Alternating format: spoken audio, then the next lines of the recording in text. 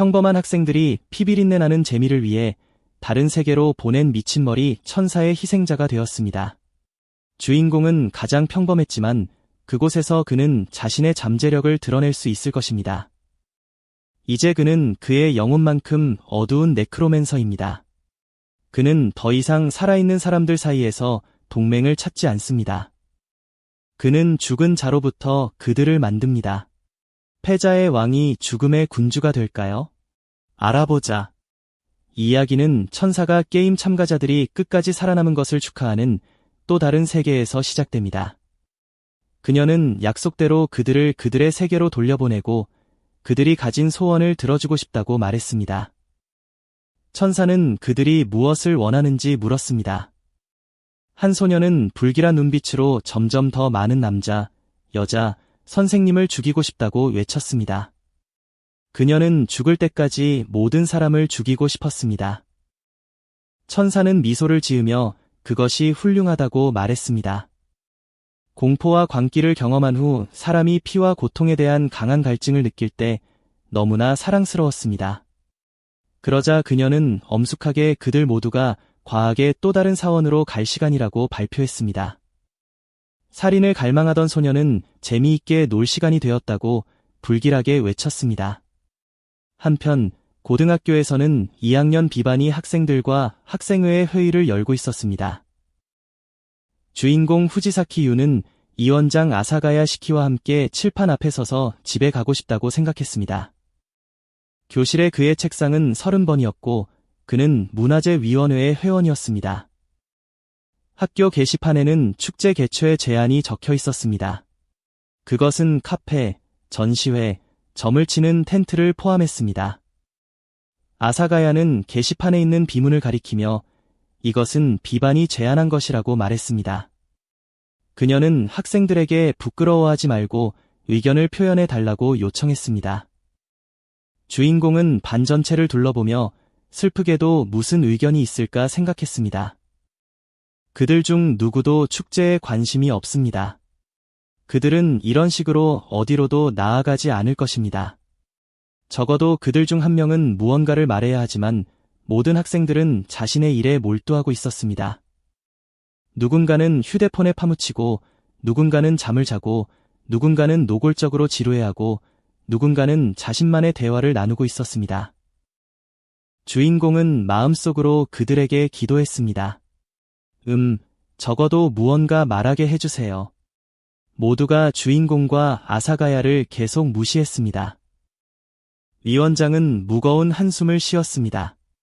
MC는 할 수 있는 일이 없다고 생각했습니다. 그는 학생들의 관심을 끌어야 할 것입니다. 그는 상냥한 목소리로 반의 말을 걸어 더 진지해 달라고 요청했습니다. 그들은 모두 이 솥에 들어가게 될 것입니다. 그리고 심지어 단 한 번만.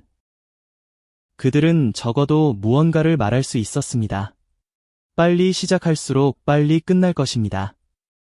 9번째 책상에서 가쿠 슈즈쿠 학교의 최고 학생인 미나부는 지금 일하는 것이 더 나을 것이라고 생각했습니다. 24번째 책상에는 타구라무라는 블로거가 앉았습니다. 그녀는 새 동영상을 업로드했다는 사실에 행복하게 생각하고 있었습니다. 35번 책상에는 야규 주애가 앉았습니다. 그는 야구부의 투수였고 손에 공을 돌리고 있었습니다. 26번째 책상은 게이머인 하토리 나코의 소유였고 현재 열정적으로 게임을 하고 있었습니다. 그 순간 3번 책상에 앉아있던 모든 불량배의 리더인 아야마타 투루라는 건방진 녀석이 MC가 무슨 생각을 하는지 맞춰보겠다고 외쳤습니다. 그는 아마도 그가 바보이고 이 역할은 그에게 맞지 않다고 생각했을 것입니다. 그는 집에 가고 싶어 했으므로 반 친구들이 무언가 말하게 하세요. 그는 주인공에게 그렇게 묻습니다. 주인공은 당황해서 그가 무언가를 말하고 있다는 것을 알아차렸습니다. 18번 책상에 앉아있던 토루의 절친한 친구인 자카야마 카즈오는 주인공이 문화재 조직자로서 형편없다고 말했습니다. 34번 책상에는 모든 불량배의 리더의 친구인 야기무라 히토시키가 있었습니다. 그는 낄낄 웃으며 친구들에게 주인공을 도와줄 것인지 물었습니다. 후지사키는 그들이 모든 것을 그런 식으로 이해하지 못한다고 반대했습니다.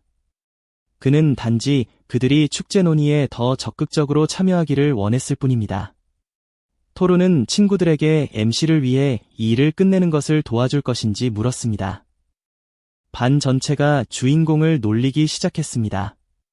마치 그가 신경줄을 놓은 것처럼. 누가 그를 위원회에 지명했지? 주인공은 저주했습니다. 그 불량배 두목이 도대체 무슨 말을 한 거지? 학생들이 불량배를 놀리고 결국 광대였다는 사실에 웃는 동안 주인공은 나중에 그들을 조롱할 수 있도록 그를 위해 투표한 것은 바로 자신이라고 분개하며 생각했습니다. 그 순간 시키는 손뼉을 쳐서 반을 진정시키고 MC가 옳다고 말했습니다. 이것이 현재 라인업과의 마지막 축제이므로 이날의 좋은 추억을 남겨야 합니다. 동시에 모든 세부 사항을 논의할 것입니다. 반은 위원장의 말에 동의하며 웅성거렸습니다. 마치 그들은 더 열심히 노력해야 합니다. 그녀가 옳았습니다. 소녀는 계속해서 빨리 끝낼수록 모든 사람이 더 빨리 집에 갈 것이라고 말했습니다. 주인공은 위원장을 존경했습니다. 그는 그녀가 대단하다고 생각했습니다. 그녀는 미인이었고 운동선수였으며 반에서 최고의 학생 중 한 명이었습니다. 그는 강제로 위원회로 승진했지만 여전히 그녀와 함께 일하게 되어 기뻤습니다. 학생들은 서로를 재촉하기 시작했습니다. 그들은 더 빨리 생각했어야 했습니다. 그들은 무엇을 할 것인가? 점을 치는 텐트가 적절할까요? 그 순간 학교의 가장 강한 불량배인 키라리쿠오가 13번째 책상에서 일어섰고 그와 함께 두 번째 책상에 앉아있는 작은 악마 아사쿠라 카에데도 일어섰습니다. 리쿠오는 모두에게 사과하며 카에데와 함께 떠날 것이라고 말했습니다. 그들은 그들의 추억이 필요하지 않습니다. 그녀는 모두에게 손을 흔들며 작별 인사를 했다. 주인공은 방금 전까지 모든 게 괜찮았는데라며 분개했다. 그들은 다시 시작했다. 그는 반 친구들에게 소리치며 그들을 말리려고 했다. 그 녀석은 그의 이름을 부르며 사과했고 이런 뒤죽박죽 상황에서는 모두를 만족시킬 수 없다고 말했다. 그는 저항이 가장 적은 길을 따라가야 한다고 했다.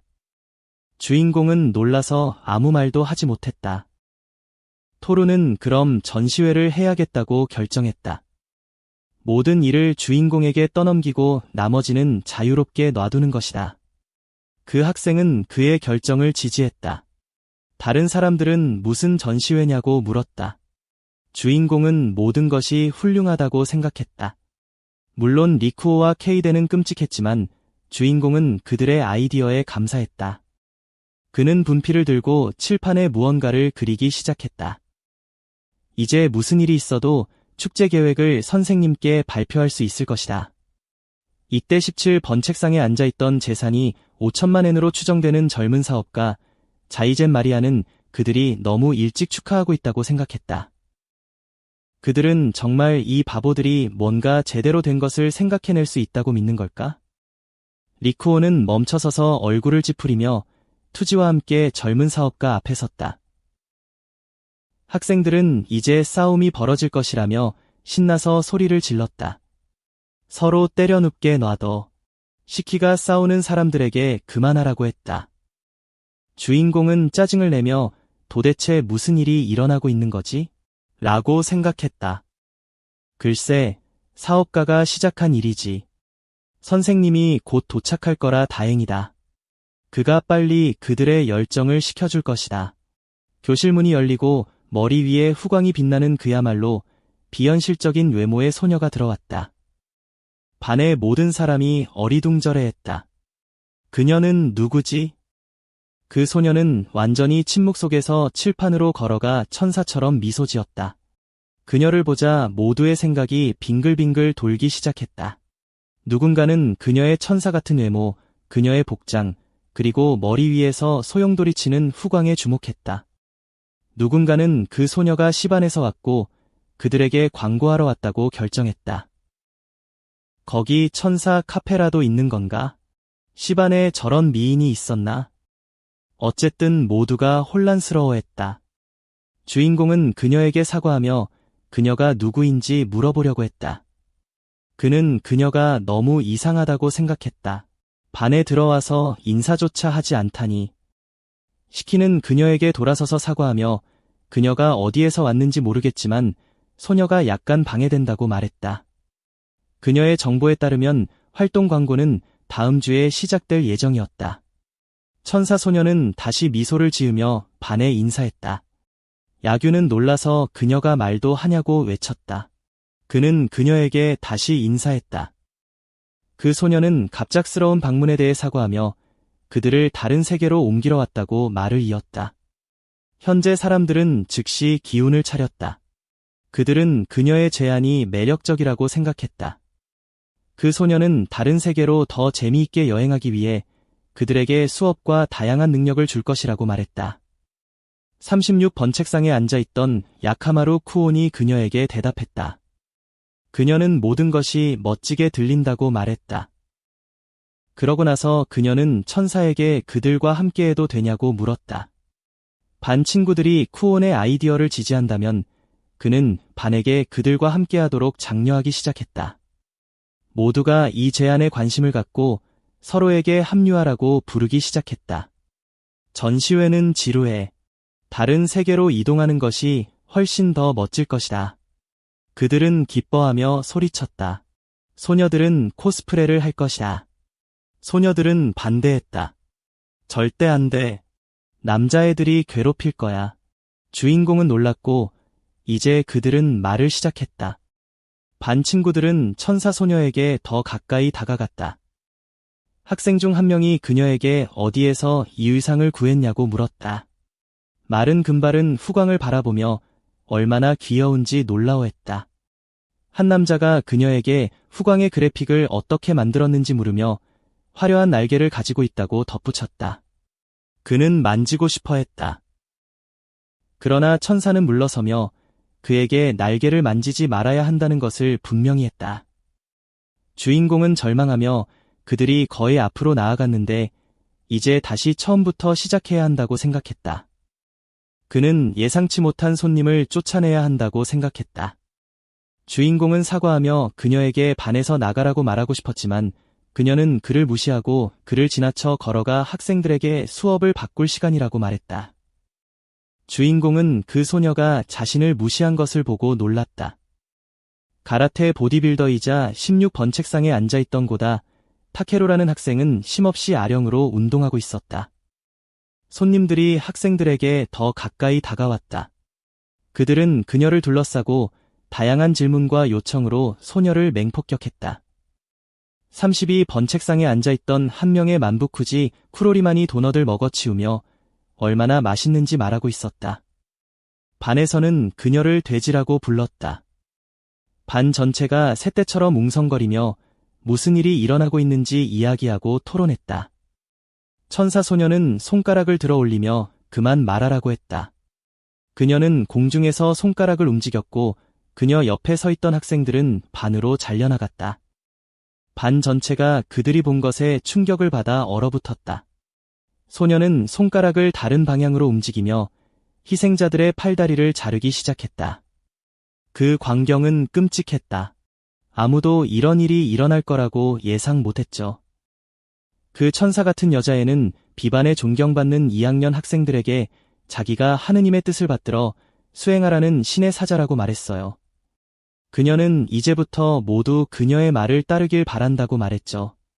학생들은 공포에 질려 비명을 지르며 서로를 넘어뜨리고 출구로 달려갔어요. 23번 책상 타구치 시니치, 14번 책상 쿠니사와 마사이코, 8번 책상 카가미 쿄야, 그리고 20번 책상 시시쿠라 마리나는 모두 죽었어요. 학생들이 문에 도착했을 때 문이 잠겨서 열 수 없다는 걸 깨달았어요.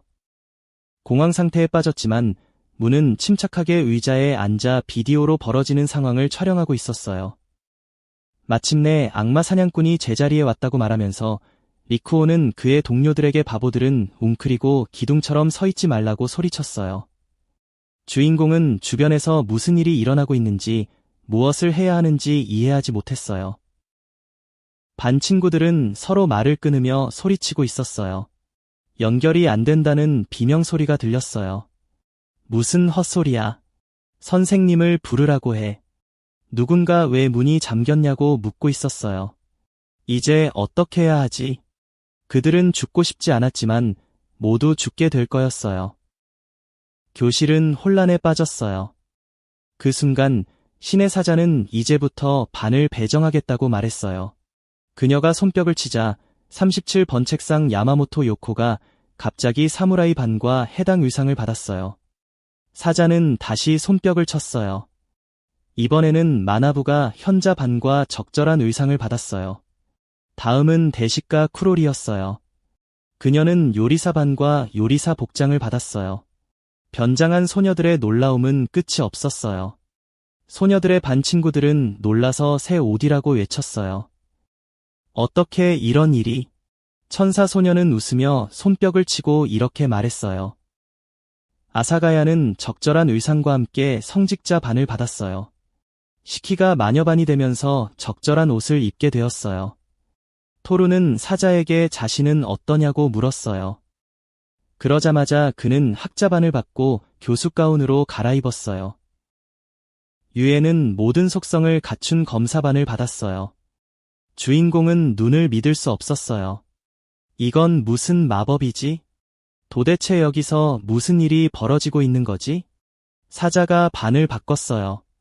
정말로 그들은 모두 다른 세계의 캐릭터가 된 걸까요? 학생들은 다시 걱정했어요. 이건 게임을 준비하는 건가? 글쎄, 당연히 다른 뭐가 있겠어? 하지만 대부분은 여전히 불평하고 있었어요. 문과 창문은 어떻게 되는 거지? 그들에게 무슨 일이 일어날까? 왜 연결이 안 되는 거야? 도대체 여기서 무슨 일이 벌어지고 있는 거지? 그리고 무만이 침착하게 교실에서 벌어지는 모든 상황을 열정적으로 촬영하고 있었어요. 그녀는 사자를 불러 사과하고 무엇이 시작될 예정인지 물었어요. 그 소녀는 이미 말했듯이 그들 모두가 다른 세계로 갈 것이라고 대답했어요. 주인공은 놀라서 다른 세계라고 물었어요. 사자는 그렇다고 대답했어요. 이른바 뒤죽박죽인 모든 사람들이 함께 다른 세계로 갈 거라고요. 그녀는 날개를 펄럭이고 칼을 천장으로 휘둘러서 참석자들 사이에 더 큰 놀라움을 불러일으켰어요. 그 소녀는 웃으며 그러면 그들은 모두 서로를 죽여야 할 것이라고 말했어요. 자, 이제 반을 계속 나눠줄 시간이야. 타케루는 무술 전사 반을 받았어요. 마리아는 상인 반을 받았어요. 유레카는 귀족의 딸 반을 받았어요. 마라는 성직자 반을 받았어요. 코타로는 사제 반을 받았어요. 코다마는 엑소시스트 반을 받았어요. 타이치는 에어 메이지 반을 받았어요. 유이는 정령 마스터 반을 받았어요. 천사는 행복하게 이제 세 반을 받은 남자들이 다른 세계로 갈 거라고 말했어요. 순식간에 거의 모든 학생들이 사라지기 시작했어요. MC는 빨려 들어가지 않으려고 두려움의 벽으로 달려가기 시작했어요. 그녀는 미소를 지으며 저항을 멈추게 하라고 명령했어요. 그가 사라진 후 천사는 곰곰이 생각하며 그에게 반을 주지 않았다고 언급했어요. 갑자기 리쿠오가 그녀를 불러서 뭘 하고 있냐고 물었어요. 이게 농담이라면 역같은 농담이야. 그는 오타쿠일지 모르지만 코스프레에 등록한 적은 없어. 당장 해명하라고 해. 카즈오와 히토시키가 그녀를 죽이게 하라고 소리치기 시작했어요. 리쿠오가 칼을 잡자 천사는 미소를 지으며 우선 다른 세계로 옮겨야 한다고 설명했어요. 그는 갑자기 칼을 뽑아 심각한 표정으로 지금 당장 설명해야 한다고 소리쳤어요. 그녀는 손가락을 튕기며 미소를 지었고 그를 순간 이동시킨 후 남은 것은 마지막 녀석들의 반을 빨리 바꾸고 그들은 영감을 주는 황홀경 속에서 다른 세계로 갈 것이라고 말했어요. 잠시 후 이미 다른 세계에서 MC는 눈앞에 시체산을 보았어요. 그는 두려움에 모두 어디 있냐고, 학교는 어디 있냐고 묻기 시작했어요. 갑자기 천사가 나타나 그에게 다가오기 시작했어요. 주인공은 두려움에 벽에 몸을 붙이고 이게 게임 회사의 홍보 행사냐고 물었어요. 그녀는 미소를 지으며 아니라고 말했어요. 주인공은 작년에 회사와 협업했는지 물어봤다. 또 거절당하자 가상현실이라고 절망적으로 외쳤다. 아, 정말 다른 세계에 있는 것 같았다. 천사는 다시 한번 그를 실망시키고 점점 더 가까이 다가오기 시작했다. 주인공은 눈물을 글썽이며 할 일이 있고 집에 가야 한다고 중얼거렸다. 부모님도 안 계시고 여동생을 돌봐야 했다. 아르바이트도 하고 있었다. 늦으면 월급이 깎일 것이다. 천사는 그에게 매우 가까이 다가와 그 사람의 영혼이 어떤지에 따라 반을 바꾼다고 미소를 지으며 말했다. 사람의 영혼은 평생의 경험을 흡수한다. 모든 강점과 약점, 성격 특성, 비밀스러운 욕망과 열정을 반영한다. 그래서 영혼에 비친 사람에게서 클래스를 탄생시킨다. 그의 운명은 이미 정해져 있다. 그녀는 손을 모았고 주인공은 네크로맨서로 변하기 시작했다. 그녀는 이것이 매우 드문 클래스라고 미소를 지으며 말했다. 그는 죽음을 통제하고 저승을 호위하며 혼란을 일으키는 기술을 가지고 있다. 그는 또한 죽은 자를 조종하고 저주를 걸고 영혼을 삼킬 수 있다. 이것이 이 세상에서 그의 진정한 모습이다. 주인공은 왜 이렇게 되었는지 두려움에 떨며 물었다. 마리아는 보통 게임이나 만화에서 네크로맨서는 악당 역할을 한다고 말했다. 조심해야 할 것이다. 이 세상에서 그와 같은 사람들은 미움을 받는다. 그녀는 그에게서 많은 것을 기대한다. 살아남도록 해라. 알겠어. 천사는 날아갔고 잠시 후 소녀의 이미지가 담긴 시스템 창이 나타났다.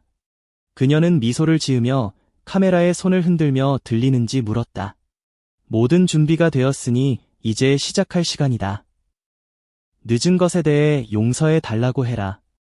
그녀가 그들의 유일한 안내자가 될 것이다. 그녀의 이름은 마리아이다. 사실 그녀는 인간 세계의 파괴와 혼란을 가져온다. 그녀는 유혈의 천사이다. 그리고 이 제2학년 비반 34명의 학생들은 모두 특별한 과외 활동에 참여해야 할 것이다. 그들은 이러한 활동이 어떤 종류의 활동인지 궁금할 것이다. 그녀가 말했듯이 그들은 서로를 죽이고 피비린내 나는 전투를 벌여야 할 것이다. 인간들은 그런 것도 좋아하나? 그래서 그녀는 그들에게 맞춤형 수업을 제공했다. 마지막 한 명이 살아남을 때까지 피비린내 나는 전투에서 가능한 한 많이 죽이도록 해라. 마지막으로 살아남은 사람은 최고의 성적을 받고 그들의 세계로 돌아갈 것이다. 규이치는 생각에 잠긴 표정으로 물었다. 이것이 데스게임인가? 마리아는 계속해서 이 세계에서의 살인과 그들이 겪어야 할 모든 어려움 덕분에 많은 것을 배울 것이라고 확신한다고 말했다. 그리고 그들의 활동은 또한 그들이 훌륭한 미래를 찾는 데 도움이 될 것이다. 주인공은 두려움에 떨며 한 명만 돌아온다는 뜻인가요? 라고 외쳤다. 천사는 미친 듯이 소리쳤다. 공부를 향해, 재미를 향해, 그리고 살인을 향해 나아가라. 그리고 지금 그녀는 이 세계에서의 피비린내 나는 과외 활동이 시작되었음을 발표한다. 주인공은 왜 자신이 네크로맨서인지 공포에 질려 비명을 질렀다. 여동생에게 집에 가고 싶어 한다. 그는 죽이고 싶지 않다. 둘째 날, 지도 제작자 수업인 타고레무는 곤경에 처했다고 말했다. 정말로 새로운 발견이 많다. 참가자 상태 검토. 이게 뭐지? 지도. 이 산골짜기가 2학년 비반의 전장이 될 것 같다. 아, 그리고 이 아이콘은 그녀의 위치를 보여주고 여기에는 모든 참가자가 있다. 여기서 그들에 대한 모든 기본 정보를 찾을 수 있다. 클래스는 사람의 성향을 반영한다. 리쿠오는 영웅이다. 그의 외모에서 무언가가 드러나지만 그녀는 그가 그렇게 용감할 줄은 예상하지 못했다. 그리고 자이젠 말이야. 그는 정말 상인인가? 그는 돈을 버는 방법을 안다. 결국 그는 어떤 수상한 사업가의 아들이다. 요코는 사무라이이다. 무엇이 바뀌었나? 그녀는 검도를 연습하고 지팡이를 들고 다닌다. 타케루는 레슬링 선수이다. 주는 궁수이다. 주는 기사이다. 별로 바뀐 것이 없다. 야요는 그들에게서 인형을 모으곤 했는데 이제 그녀는 그것들을 조종한다. 어떻게 저렇게 싸울 수 있지? 클래스는 모두에게 정말 잘 어울린다. 그녀는 3명의 학생을 더 보고 그들이 이 3명을 제외하고는 모두에게 잘 어울린다는 것을 알아차렸다. 하지만 지금 그녀는 암살자이다. 소름 끼친다. 그녀는 그냥 게이머일 뿐이지만 내면은 살인자인가? 요시카즈는 약골이야. 정말로 그런 반이 있나? 그는 학교에서 끊임없이 괴롭힘을 당했어. 겉으로는 그는 도움이 넘쳤대. 우지사키는 네크로맨서가 되었어. 물론 그런 우울한 소년에게는 최고지. 그런데 왜 정확히 이 반이야? 어쩌면 그에게 영혼과의 연결고리가 있거나 아니면 그냥 나쁜 방식으로 죽은 자들을 사랑하는 걸까? 모두 너무 흥미롭네. 뮤는 그렇게 생각했어. 물론 그녀는 이 마리아가 정말 신의 메신저라고 믿을 수 없어. 하지만 만약 그렇다면 그녀는 정말 웃기네. 갑자기 곤봉을 든 거대한 오크가 그녀 뒤에 나타났어. 그녀는 그것이 판타지에서 나오는 오크와 똑같다는 것을 기쁘게 알아차렸어. 곧 시키사키 학교 2학년 비반 학생들이 그를 죽이러 올 거야. 뮤는 침착하게 몸을 돌려 계속 화면을 응시했어. 오크는 훨씬 더 가까이 다가와 공격하려 했지만 그녀는 번개 같은 속도로 피하고 미소 지었어. 지도 제작자의 스킬은 종잡을 수 없음인데 이는 주인의 갑작스러운 사라짐과 재등장으로 적을 당황하게 할 수 있는 농담 스킬이야. 뮤는 감탄하며 그녀의 모든 스킬이 트릭스터 스킬이라는 것을 알아차렸어. 다른 사람들은 더 운이 좋았어. 그들은 그들의 무기고에 치명적인 무언가를 가지고 있어. 그녀는 학생들이 피비린내 나는 학살을 위한 마법과 기술을 가지고 다른 세계로 옮겨졌으니 스트리밍을 할 수 있다고 생각했어.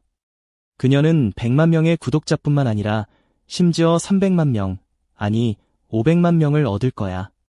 이것은 스트리머 블로거에게 이상적인 콘텐츠야. 잠시 후 도시의 음침한 폐허를 걷던 MC는 마치 이벤트 주최자는 여기 있나요? 라고 외치기 시작했어. 그는 게임에서 탈퇴한다고 발표하고 싶어해. 그는 게임을 하지 않아. 그는 오늘 볼 일이 있어. 그는 집에 가야 해. 그의 가족이 그를 기다리고 있어. 그는 참여하고 싶지 않아. 그를 여기서 내보내줘. 갑자기 그는 한 방향에서 비명 소리를 듣고 그곳으로 빠르게 이동했어. 모퉁이를 돌자 주인공은 시체 더미와 손이 잘린 참가자 한 명을 보았어. 그는 올려다보고 칼을 든 요코를 알아차렸어. 그녀는 사무라이 클래스를 받았어. 그 소녀는 어릴 때부터 검도를 수련했고 3단이었어. 그녀는 놀라운 소녀였고 학업, 창의력, 스포츠 모두에 능했어. 그는 그녀의 호전적이고 엄격한 모습을 보고 그녀의 이름을 불렀어. 그녀는 그를 보고 무관심하게 말했어. 또 한 명이네. 요코가 그에게 다가가기 시작했어. 그녀는 그에게 칼을 겨누었고 주인공을 파괴하려고 했어. 그는 그녀에게 멈추라고 필사적으로 소리쳤어. 그는 그녀의 반친구였고 그는 자신의 이름을 불렀어. 말 그대로 얼굴에서 1mm 떨어진 곳에서 소녀는 칼을 멈추고 그에게 다시 물었어. 그가 맞냐고? 그가 정말 후지사키냐고? 주인공은 모든 것이 사실이라고 대답했어. 그는 자신의 복장에 대해 사과했지만 단호하게 그가 맞다고 말했어. 요코는 그를 엄하게 쳐다보며 물었어. 이 모든 것이 그의 짓이냐고? MC는 그녀가 무엇을 묻고 있는지 이해하지 못한 채 당황한 표정으로 그녀를 쳐다봤어. 소녀는 더욱 엄하게 그에게 물었어. 이 끔찍하게 현실적이고 매혹적인 완전히 혐오스러운 매력. 이것이 문화축제를 위한 그의 아이디어였냐고? 주인공은 놀라며 외쳤어. 전혀 사실이 아니라고. 이것은 축제를 위한 아이디어가 아니라고. 그들은 모두 허락 없이 이곳으로 끌려왔다고. 그는 그것과 아무 관련이 없다고. 그는 자신의 큰 문제가 있다고. 그녀는 칼로 이전 반 친구의 머리를 들어 올려 주인공에게 던지며 말했어. 그렇구나. 그럼 그녀가 틀렸네. MC는 그게 정확히 맞다고 대답했어. 그는 그것과 아무 관련이 없다고. 그리고 일반적으로 그들이 함께 탈출구를 찾기 시작하면 좋을 거라고. 그는 출구가 어딘가 여기에 있을 것이고 함께라면 그들은 분명히 그것을 찾을 것이라고 확신했어. 하지만 주인공은 손목 부위에 타는 듯한 고통을 느끼자마자 그의 말을 끝낼 시간조차 없었어. 그는 요코가 단순히 그의 손을 잘라버렸고 상처에서 피가 솟아나오기 시작했다는 사실을 깨닫고 공포에 질렸어. 주인공은 이해할 수 없는 표정으로 그녀를 쳐다보았고 소녀는 끈질기게 다시 물었어. 그가 이 모든 것을 꾸몄냐고? 그는 그들 중 다크호스였어. 그녀는 그러한 게임이 어떻게 진행되는지 알고 있었기에 그녀에게 있어서 그들은 완벽한 선택이었어. MC는 자신의 눈을 믿지 못하며 자신의 손에서 피가 나는 것을 공포에 질려 지켜봤어. 요코는 그녀의 말을 들어 달라고 부탁했어. 알겠어. 그는 잘못된 사람을 골랐어. 그녀는 무릎을 꿇고 그와 같은 작은 물고기가 이 일로 무사할 수 있기를 바라야 한다고, 그리고 그가 그녀를 어떻게 입혔는지 계속 말했어. 그것 때문에 그는 괴롭힘으로 고소당할 수 있어. 이봐. 그녀의 말을 들을 수 있니? 주인공은 어떻게든 출혈을 막으려고 손목을 함께 눌렀어. 그는 미친 듯한 고통에 울부짖고 싶을 뿐이었어. 요코가 말했어. 알겠어. 문화재잖아. 그 애들하고 좀 즐겨볼까나. 하지만 그러려면 명분이 필요했지. 그녀는 그에게 이 기분이 너무 좋다고 고백했어. 목검이나 시나이가 아니었어. 정말로 사람 살을 베는 것 같았어. 그녀의 눈은 불길한 빛으로 빛나고 있었어. 주인공은 이제 끝이라고 공포에 질려 생각했어. 그녀의 시선은 악마처럼 매서웠어. 그 소녀는 말을 이었어. 무엇보다 다른 사람의 머리를 자르는 걸 좋아한다고. 주인공은 체념한 듯 곧 죽을 거라고 생각했어. 요코는 그에게 어떤 역할을 시킬 거냐고 물었어. 매력적인 검을 든 악마나 미친 댄서일지도 모르지.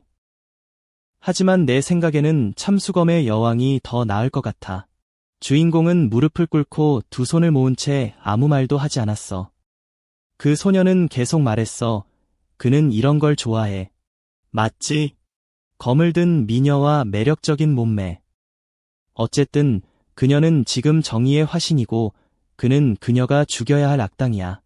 주인공은 여전히 무슨 일이 일어나고 있는지 믿을 수 없었어. 요코는 항상 친절하고 밝은 사람이었어. 공부도 잘했고 반사신경도 뛰어났어. 그들은 검도를 연습했고 그래서 그녀는 손에 검을 든 미녀라는 별명을 얻었어. 그리고 갑자기 신이 나면 그녀는 멈출 수 없었어. 그 소녀는 크게 웃으며 정의의 시간이라고 말했어. 정의로운 검의 모습으로 그녀는 머리 위로 검을 들어올려 내리치려고 했어. 주인공은 공포에 질려 몸을 움츠리며 비명을 질렀어. 주인공 자신도 어디서 그런 힘이 났는지 이해하지 못했지만 재빨리 그녀에게서 도망쳤어. 그 소녀는 그의 민첩함에 놀랐지만 검을 휘둘러 사무라이 기술인 보살 타격을 사용했어. 그것은 가는 길에 있는 모든 것을 무자비하게 베어버리는 기술이었어.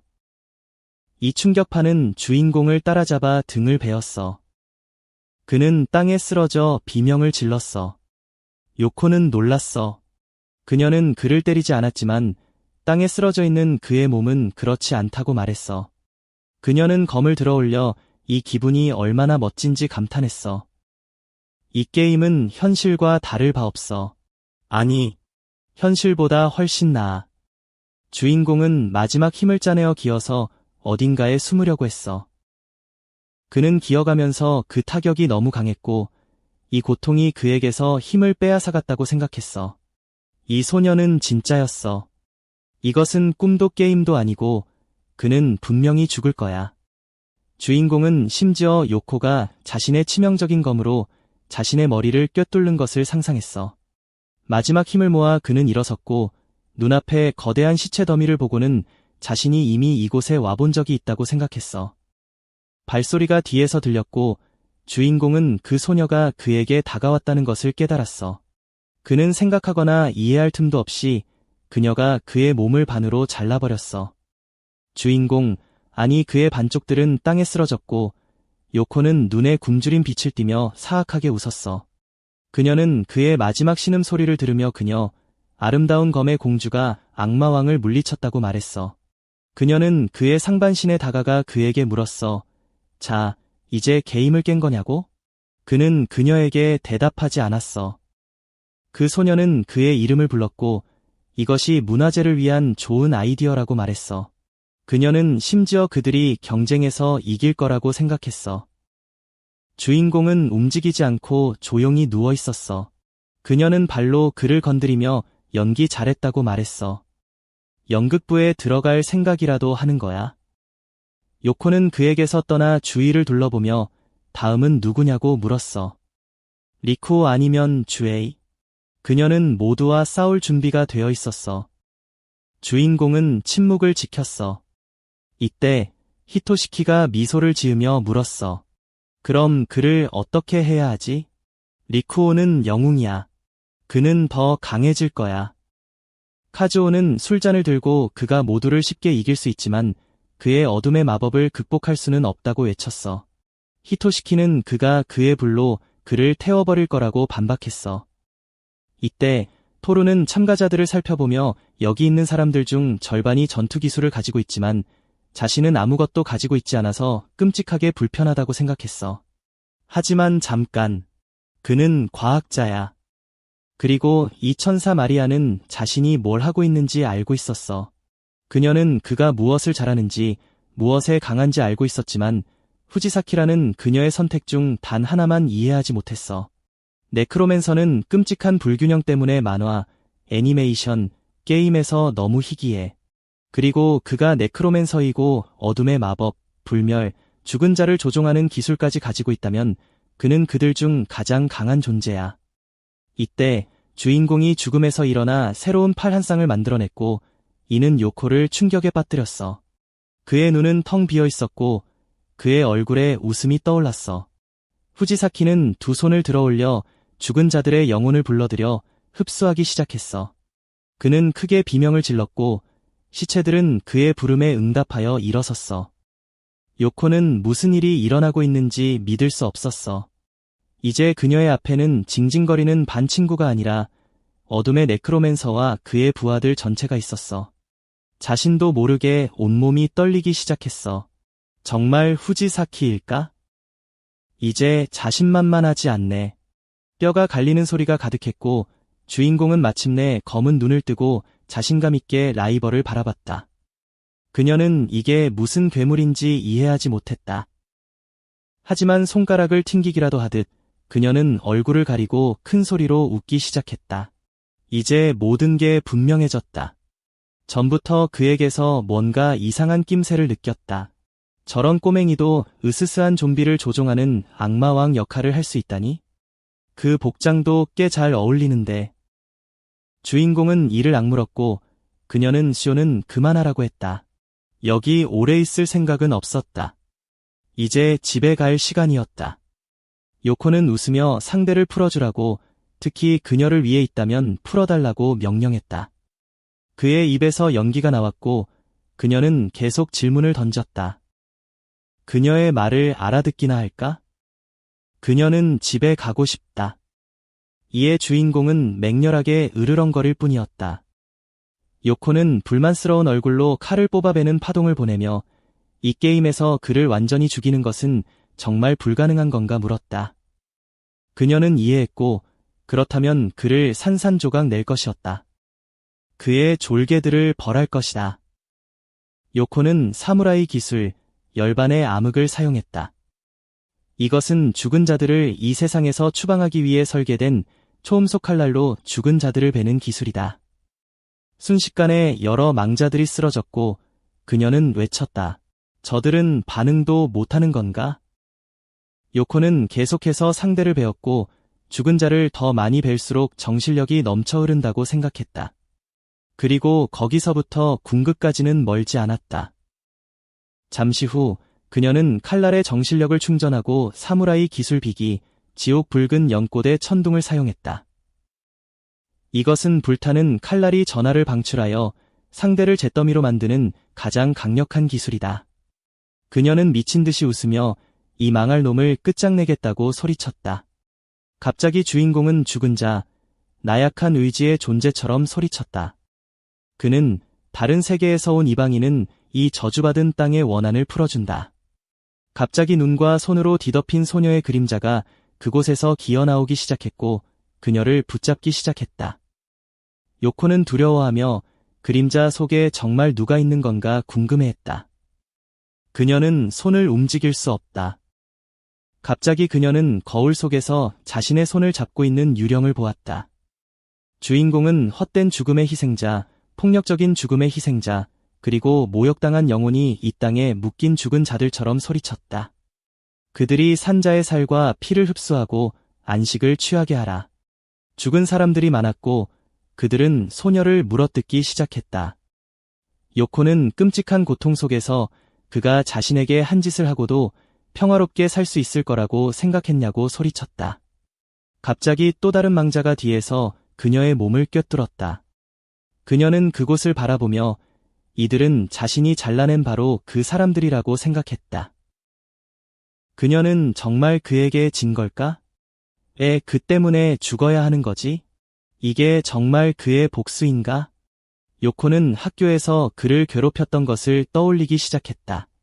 주인공은 다시 소리쳤다. 죽은 자들, 그들의 고통, 그리고 그들을 이 저주받은 땅에 묶는 족쇄는 이방인의 피와 살을 먹음으로써 풀려날 수 있다고. 그들의 영혼은 해방될 것이다. 자, 가라. 그리고 이제 그는 그들을 영혼의 고향, 정토로 돌려보낼 것이다. 순식간에 하늘에 나선형 구멍이 나타나 모든 망자의 영혼을 빨아들이기 시작했다. 그 후 모든 좀비는 주인공과 마찬가지로 땅에 쓰러졌다. 잠시 후 그는 깨어나 수많은 시체를 보고 공포에 질려 소리쳤다. 그는 반쯤 죽은 요코를 보고 두려움에 질려 그녀를 불렀다. 그녀는 그에게 기어와 이 고통은 너무 현실적이라고 말했다. 문화축제에 전시할 필요는 없었다. 그에게 다른 것을 생각해내라고 했다. 그녀가 생각했던 것과는 달랐다. 이것은 농담이 아니었고 문화축제가 아니었다. 이 고통, 핀내, 이 불타는 하늘, 모든 것이 진짜였다. 주인공은 그들이 다른 세계로 보내졌다고 공포에 질려 소리쳤다. 요코는 그를 막으며 말도 안 된다고 했다. 그에게 구급차를 부르라고 했다. 그런데 그녀는 한 가지 생각하고 있는 것이 있었다. 그녀는 그동안 그를 비웃지 않았다. 그를 강하게 만들려고 노력한 것이다. 갑자기 그녀의 영혼이 몸 위로 솟아오르며 그에게 걱정 없는 삶을 빌었다고 말했다. 그녀는 부모의 기대, 학교, 운동, 공부, 똑똑한 것이 모두 지긋지긋했다. 그녀는 모든 것이 지긋지긋했지만 여전히 그들 모두에게 잘하려고 노력했다. 하지만 그는 자신을 틀에 가두지 말아야 한다. 잠시 후 그녀의 영혼의 모습과 함께 그녀의 몸이 사라졌다. 주인공은 공포에 질려 소리쳤다. 그녀는 정말 죽은 걸까? 그는 그런 강한 충격으로 의식을 잃었다. 잠시 후 모든 참가자에게 알림이 전송되었다. 빗자루를 타고 날아다니던 KD는 매우 아름다운 광경이 펼쳐졌다고 미소를 지으며 말했다. 그녀는 정말 날고 있었다. 마녀의 마법은 하늘을 가르는 혜성이다. 이것은 마법 빗자루의 도움으로 하늘을 자유롭게 날 수 있는 비행 마법이다. 갑자기 그녀는 알림을 알아차리고 재빨리 리쿠오에게 날아갔다. 이때 그는 나무 아래에 앉아 이미 이 알림을 보고 있었다. 그녀는 흥분하며 소리쳤다. 봤어? 그 사람도 동의하면서 지금 이 영상을 보고 있다고 했어. 후지사키랑 요코가 싸웠나 봐. 진짜야. 카에데가 겁에 질려 물었어. 어떻게 이럴 수가 있어? 요코가 죽었다니 무슨 소리야? 저 웃기는 악마 복장을 한 녀석한테 죽은 거야? 대체 무슨 일이야? 여기 있는 거야. 진짜 빗자루 타고 이상한 마법 쓰면 진짜로 서로 죽여야 하는 거야. 리쿠오는 지금은 쓸데없는 짓 하지 말아야 한다면서 진정시키려 했어. 상황을 잘 생각해 봐야 해. 안 그러면 요코를 쫓아갈 거야. 카에데는 정말 요코가 죽었고 후지사키가 이겼다고 생각하냐고 물었어. 그는 칼을 들고 상황을 보려고 했지만 시간이 별로 없는 것 같다고 대답했어. 그 녀석을 찾아야 해. 그 영상에 나오는 걸 다 믿는 건 아니지만 후지사키가 요코를 이겼다는 걸 받아들인다면 어쨌든 가는 길에 다른 애들 상태도 확인해야 해. 우리 반에는 멍청이들이 많아서 이 싸움 때문에 세상이 뒤집힐 거야. 최악의 경우 진짜 사륙전이 시작될 거야. 한참 후 길을 가던 케이데가 후지사키를 어떻게 찾을 거냐고 물었어. 그는 심각한 표정으로 그 녀석이 도시에서 꽤 난리를 쳤다고 대답했어. 목격자들이 있을 거야. 일단 도시 주변에서 정보를 모아야 해. 그녀는 그게 무슨 도시인지 어떻게 아냐고 물어봤어. 영상 하나만 보고 어떻게 알아? 게다가 지도에는 대략적인 지형이랑 위치만 나와 있는데 도시는 어디 있는지도 모르겠고 대륙 크기는 홋카이도만 할 것 같아. 리쿠오는 그렇게 크지 않을 거라고 대답했어. 싸움을 붙이려면 싸움이 자주 일어나도록 만들 거야.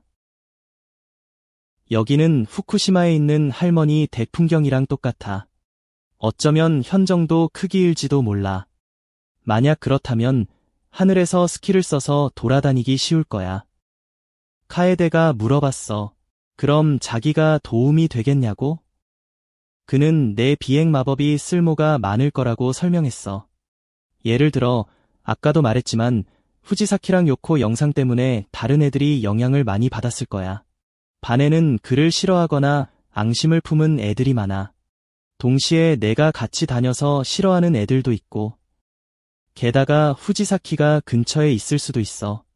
위험해지면 바로 날아서 도망가고 내 걱정은 하지 마. 카에데는 슬프게 자기를 버리고 갈 수 없다고 말했어. 항상 곁에 있을 거라고. 리쿠오는 내가 옆에 있는 게 이상하지 않냐고 물었어. 우연일까? 그녀는 그에게 안기면서 운명의 붉은 실로 연결되어 있다고 외쳤어. 그는 자신의 직감이 틀리지 않았다고 말했어. 역시 우연은 아니야. 아마 우리 반 그룹들이 이 세상에서 가까운 곳에 뭉쳐 있는 걸 거야.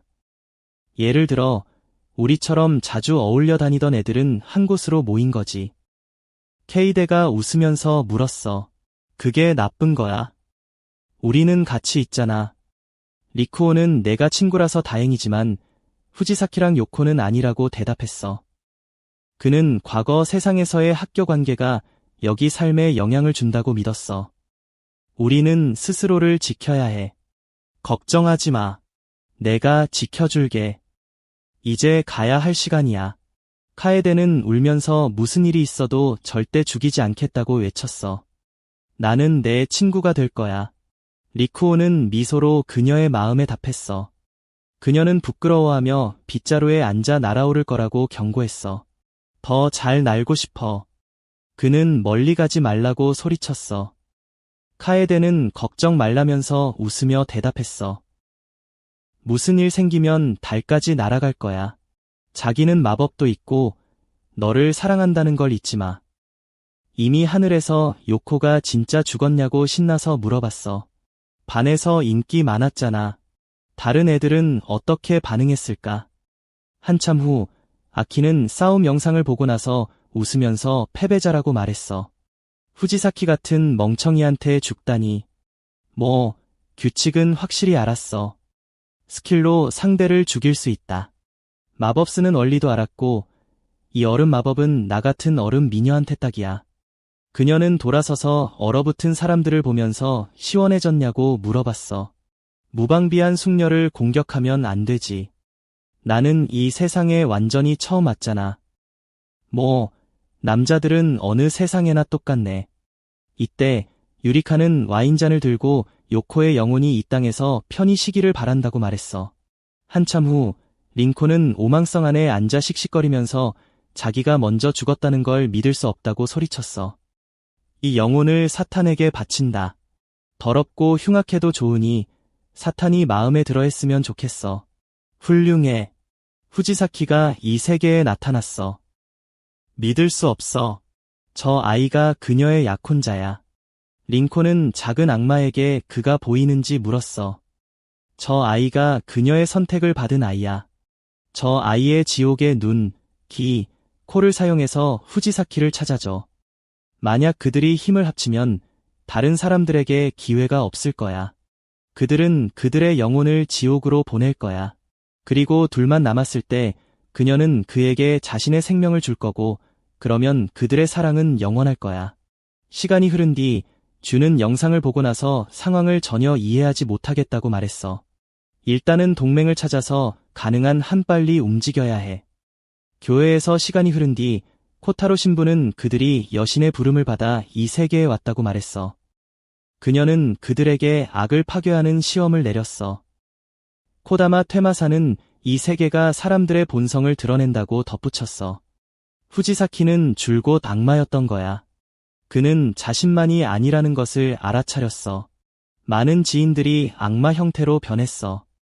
그녀는 오래전부터 이것을 알아차렸다고 말했어. 비정상적인 악취가 교실 전체에 퍼져 있었어. 코타로는 숭고하게 그들이 그들의 세계로 돌아가는 것을 허락하지 않을 것이라고 말했어. 그들은 여기서 죽을 거야. 얼마 후 히토시키가 술잔을 들고 그를 항상 믿었다고 말했어. 후지사키가 분명히 이런 일을 할 줄 알았고 바로 이거야. 그는 망설임 없이 요코를 죽였어. 카즈오는 이미 서점에서 이 세계로 가서 가장 강한 그부를 죽이는 라이트 노벨을 보고 있다고 언급했어. 히토시키가 정말 슬프다고 외쳤어. 그들은 욕망의 잠재력을 잃었어. 카즈오는 그녀의 거대한 가슴과 굵은 허벅지에 대한 대화가 많았다고 덧붙였어. 그는 술잔을 들고 그녀의 슬픈 죽음을 위해 건배하자고 말했어. 카즈오는 토오루에게 달려들어 후지사키를 찾아야 한다고 말했어. 히토시키도 그에게 다가가 힘을 얻기 위해 그의 팀에 합류해야 한다고 덧붙였어. 그는 심각한 얼굴로 무슨 헛소리냐고 생각했어. 그들이 누구보다 그를 더 괴롭히지 않았던가? 요코를 죽이는 것에 대해 좋은 생각을 가지고 있었지만 후지사키가 그런 괴물이 될 줄은 예상하지 못했어. 하지만 이런 식으로 계속된다면 그들이 다음 목표가 될 거야. 다른 사람들은 이 상황에 대해 어떻게 생각할까? 아마 누군가는 행복하겠지. 누군가는 슬퍼하고 두려워하고 살인 욕망으로 가득 차 있고 분노하고 또 다른 세계에서의 파괴 활동 2일차 종료. 얼마 후 과외 활동 5일째 공기 마법사 타키는 손에 음식 봉지를 들고 어떻게 이런 엉망진창이 되었는지 궁금해했어. 하지만 슬퍼할 때가 아니었어. 어떤 문제든 긍정적인 태도로 해결할 수 있어. 특히 지금은 혼자가 아니고 지켜야 할 사람이 있으니까. 그는 집에 들어가 나코에게 과일을 좀 사왔다고 기쁘게 말했어. 그녀는 그에게 고마워하며 그는 매우 훌륭하고 믿을 수 있는 사람이라고 덧붙였어. 그녀는 그가 그녀와 함께 있어서 기뻤어.